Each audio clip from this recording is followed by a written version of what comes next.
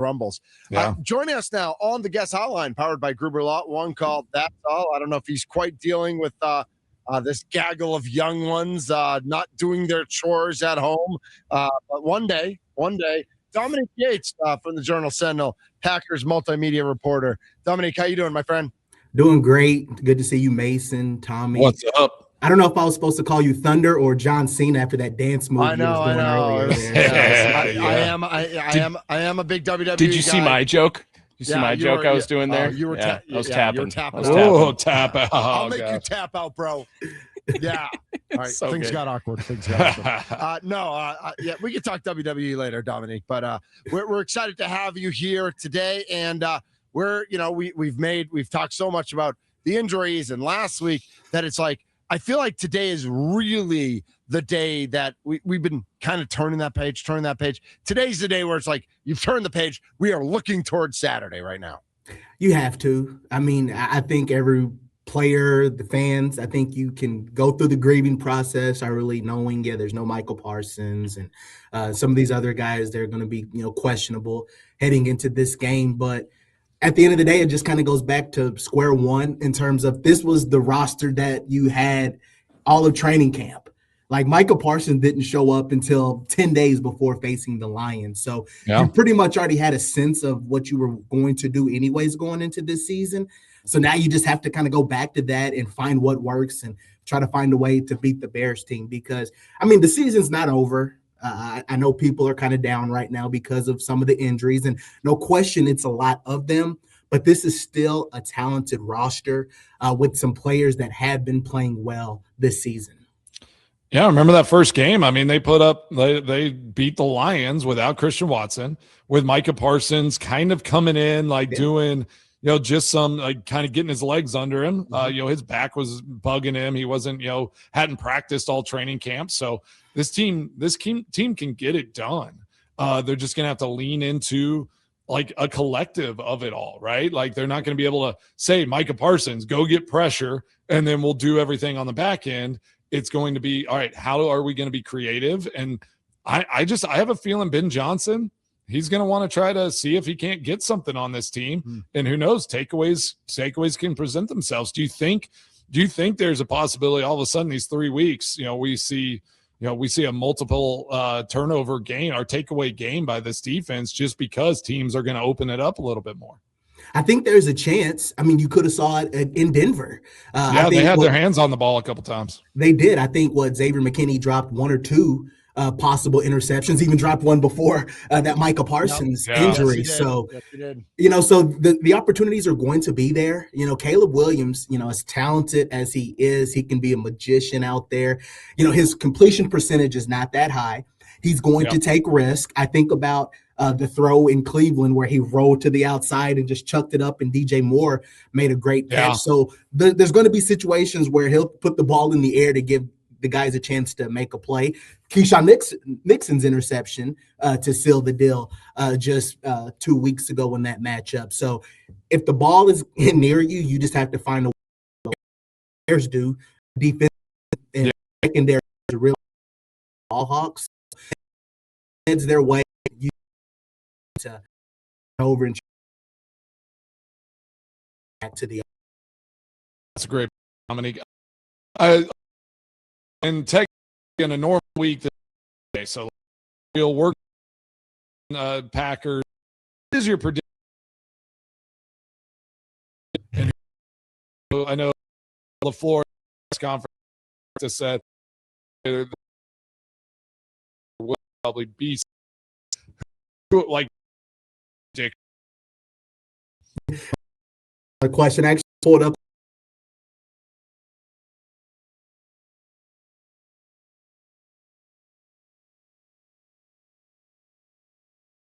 Questionable, but I think he'll give it a go. I think he's one of those guys that either way he doesn't really need much, and he's a veteran. He can then surprise for Friday, and then he in the game. Great yard rush since the receiver 14 catch that money.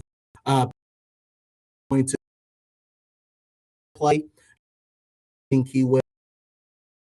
I don't. I don't think he'll play. Two. Yeah, be asked. I think the Javon play and putting it high slot. Yeah. Because of Dominique, gotta happen. it's because Packers they have to bear the ball and just the way that kind of a ooh, Tom will be questionable. Try maybe unless some sacks because there was structural damage. The knee it might be bothering him. Then he try to give a question. Josh question. He'll probably rule it out. The one he missed this, but really sure he wasn't. I don't want. All right, Maybe an illness, just some.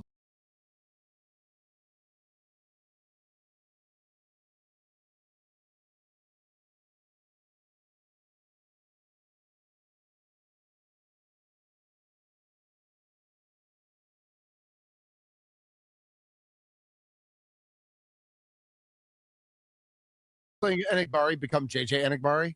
Has he always been JJ? Did we just miss that? Yeah, he's always been JJ, going back to when he was a kid, because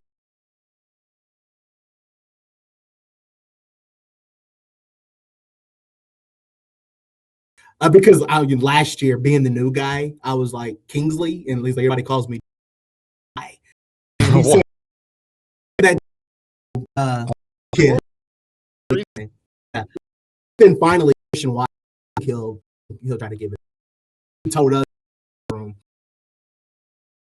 he practiced 2 straight days, so I think he'll be out there and he'll be able to play some. Talk about Christian Watson a little bit, because we started the show kind of talking about like the words he said, leadership, kind of showing his toughness. That hey, I go to the hospital, like we saw how he hit the ground with shoulder collar, it's a chest injury, taking him out. He gets cleared. That's just discomfort he's probably having to deal with now, because it seems like there was nothing significantly wrong there. But like the words he said, like they're in the locker room as guys are asking questions. Did you feel like, oh man, that's like, did you feel some energy from that? Like a guy like that, Christian Watson, who's been injured, is an emotional leader, is an impactful player on this team, saying, hey, I'm going to do everything in my power to be on that field. Even if it hurts like heck, I'm going to be out there. Yeah, absolutely. Because everyone knows his injury history. He's missed some football. He just came back, from the ACL. So as long as he feels like he can play and be out there, he's going to, because he's missed a lot of ball throughout his career. And he made the point, which is true, kind of like with Josh Jacobs, like with these guys. You're going to play hurt at this time of the year. Introduce me to the player right now at this point in the season that's not hurt. I'll show you a beach house here in Green Bay, Wisconsin. So, he's not going to feel great, right? So he's not going to feel great by no means. And so I think that, he's going to try to give it a go and see what he can do. How much, not sure. He even mentioned maybe he'll have a brace on that shoulder just to feel comfortable. But, he's a guy that he's going to try to do everything in his power to get out there and contribute to this team, because his impact is great, as we've seen since he's been back. Dominique, I have a question for you going back to the defensive side. And we talked about the injuries and the predictions of who's going to be available, who's not going to be available for the Green Bay Packers. But this isn't really a time for Jeff Hafley, both because of his playoff push that he's trying to accomplish with the Packers and maybe the job interview he's lining up for with the New York Giants, for him to really have any excuses. It feels like, how difficult is it to revert back to the plans before Micah Parsons, in your opinion, for Jeff Hafley? Or do you see that being an easier transition than maybe the fan base might see, because of what this defense was last year, just having to now be implemented this year, maybe more so? That's a great question. And I think in ways it's going to be difficult when you have a player like that that's out of the game because he was playing just so well. And this team was able to thrive off of that pass rush because of some of the inconsistencies in the secondary. It's going to be a tough task, but I think it's just going to take a collective effort. I think they could have a big boost if Brenton Cox Jr. is activated off injury reserve and he's able to play because in 7 games when he did play, he had like 4 sacks, had some pressures, and he played well. Ironically, last year his first sack was on Caleb Williams in Soldier Field. Nice. So, I think there's going to be it's just going to be a collective effort from the group. So I think it's going to be big for Hafley to show how creative he can be and how he's just going to use players. I'm watching the linebackers as well, especially in the run defense and containing Caleb Williams. So, if Edrin Cooper can have a big game and be explosive, if Quay Walker can play well, Isaiah McDuffie can play well, and the secondary, they just don't give up the explosive plays and just contain Caleb Williams. If you can keep him in the pocket, you should feel so much better about your chances. So it's going to be all on Hafley to make sure that they can contain him. And one more follow-up then. How frequent do you think we could expect to see a package where you have a Quay Walker, a McDuffie, and a Cooper all on the field at the same time? I think you can see that quite a bit because, you have to – especially with the run game, right? Yes, because of that run game, I think you have to, and I think you have to be creative with some blitz packages. I am curious how much they'll blitz because I'm sure that, Hafley will be, I guess, concerned about the secondary, and he doesn't want to see guys get burnt out there. But again, a lot of it too will be dependent on the health of the Bears. Because with Romeo Dunze, he's been dealing with some injuries. Luther Burden has been dealing with some injuries. They have talented tight ends, but if some of their better receivers aren't on the field, I think you could have that opportunity to be creative in blitz. But yes, to answer your question, I think you could see a lot of that. We got Dominique Yates joining the Mason Crosby show. You can find him. D. Yates. That real D. Yates, not the fake D. Yates, for sure. Milwaukee Journal Sentinel, Packers beat writer. I got a question going back to some injury stuff, and I hate to talk about this, and I feel bad for the guy, but Marshawn Lloyd. Do you think he ever plays for the Packers again? Do you think this is just kind of like, man, we got to kind of kick the tires on this because it's he is just injury prone and can't get on the field? Mason, I wish I knew the answer to that question. And it sounds like they've tried everything to investigate and figure it out. Maybe it goes back to an ACL injury he had in college because he just continually deals with the lower leg injuries. But there's no surprises that the Packers are going to try everything and just ad nauseum to try to get him on the field because you see the talent. You see the potential. You just don't see many running backs with his size, with that speed in his cuts. So I think, I don't know. Yes, I'll just say yes. One day we'll see him on the field and play for the Packers. If he finishes the game, who knows? But I think that, yes, they'll try everything possible to just have him on the field and see what happens. Get him back in the fold. Yeah, because he can change a game because of his speed. That's something that this Packers, they don't have that from the running back position. So I think they're going to try. That sounds nice. Wouldn't that be nice if they had a game breaker? I just don't even see how they fit another running back on this team. We were just talking about that, Dominique, too, in the last segment. That feels like an area of this team that you can specifically point to and see regression from last year's team versus this year's team. The running game in general.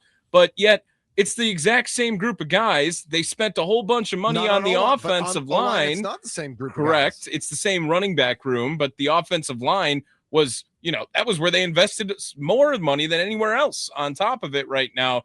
And I'm confused, Dominique, as to why the game is regressed so much in the running side of things. I think there's a couple of things to that. Number one, the early half of the season, because they didn't have Jaden Reed, Christian Watson, their speedy receivers to stretch the field, defenses were able to load the box. So because of that, it was more difficult for them to have some success there. The other part of that was the play of the offensive line. they really struggled early.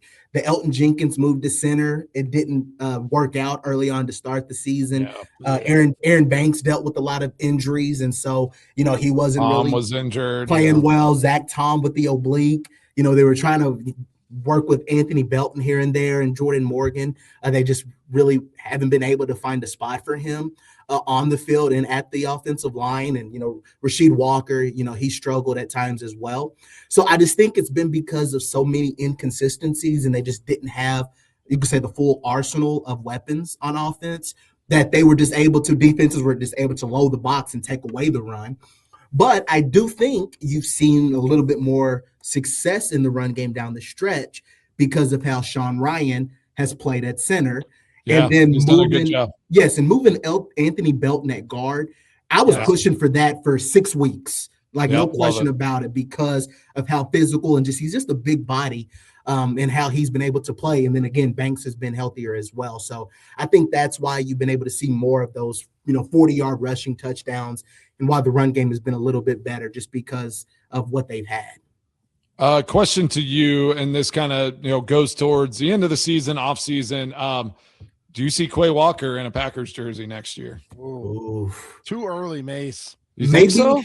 I don't know. Just with his play, just with how he's played this year, all that. Do you think? I don't even want to think about being sad, this Packers team should, the organization should give him a good contract and keep him around?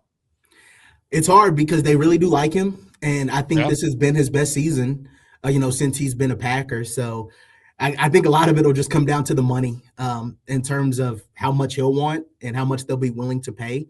I don't know. Maybe not. I think a lot of it might be depending on what they've seen from Tyron Hopper and some guys like that in practice, especially because, I don't know if they'd want to do this long term, but Isaiah McDuffie did a really good job when he filled in at middle linebacker. He had the interception. I can't even remember the game now. That shows you, how crazy things have been over the past, few weeks.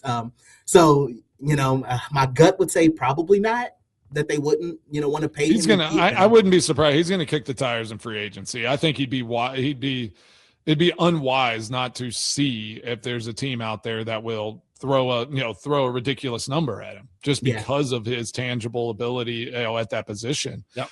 So it'll be curious. I know the Packers, how they do things. They'll throw a team friendly deal at him, tell him, we love you. This is your best, best fits. This is where you're at. This is what we can do. If you don't want to take that, go test the market and we'll see what happens. So for me, that's probably what's going to happen with him. But I think having Quay and Edgerrin Cooper together for a while sounds like I think that is the recipe to keep this defense playing at a high level for 3 or 4 years to come. Yes, because they've done a terrific job in terms of just not only when they had blitz, but how they've contained quarterbacks and in the run defense. And because anytime a team tries to run any jet sweeps or tries to get to the outside, you can't do that on this team because those linebackers are so good at that. So I think they will try to keep everyone intact because the talent is there. Especially if they can have everyone on board and healthy next season. I think this team would be right continually in that Super Bowl conversation. All right, I'm going to ask you one more. I don't know if the guys have anything else before we let you go, but all right, this game, I looked at the weather, night game, Saturday night. It's going to cool off. The wind's going to be blowing there in Chicago. Which of these teams do you favor in kind of, if the conditions unravel a little bit, if it's windy, if it's, if it's cooling off, all of that, who do you favor in a game with those types of conditions? If it's windy and in that condition, to be honest with you, because of how well they run the ball, I think the Bears would have the advantage. When you have a two-headed monster like Swift and Monangai, that can be a problem. And they do have solid tight ends. And, Caleb Williams can scramble and run the ball well. Not saying the Packers can't do that, but I think that if conditions can be out of their favor, I think it does favor the Bears. But other than that, I think this game is going to come down to, if the Packers win it, it's because Jordan Love is continually playing at a high level. And he has played really well. I think that if he can continually put this offense on his back and just lead them down the field and score, the Packers can win this game. Because as I mentioned earlier, the season is not over. I think that they still have plenty of opportunities when you take on a Ravens team next week that might not even make the playoffs. The Vikings are already eliminated. So, I think if Jordan can keep the guys together and rally them, I think that, they still have a chance to win some games.